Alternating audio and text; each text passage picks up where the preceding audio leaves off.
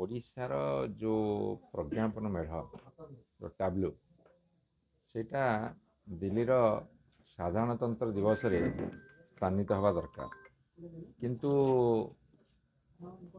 ବଡ଼ ଇଞ୍ଜିନ୍ ଦିଲ୍ଲୀ ସରକାର ସେ ଓଡ଼ିଶାବାସୀଙ୍କୁ କହିଥିଲେ ଓଡ଼ିଶାରେ ବିଜେପି ସରକାର ଆଣ, ଆମର ଡବଲ ଇଞ୍ଜିନ୍ ସରକାର ଚାଲିବ, ଡବଲ ସ୍ପିଡ଼ରେ ଦୌଡ଼ିବ।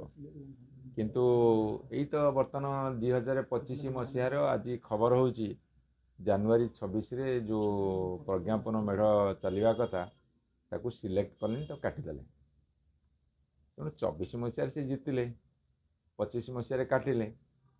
ତେଣୁ ଡବଲ ଇଞ୍ଜିନ୍ ବର୍ତ୍ତମାନ ତାର ଅସଲ ମୁଖା ପ୍ରଦର୍ଶନ କଲେ। ଏଇଟା ଠିକ୍ ହେଲାନି। ଓଡ଼ିଶା ଅସ୍ମିତା ଉପରେ ଏଇଟା ଗୋଟେ ବଡ଼ ପ୍ରହାର।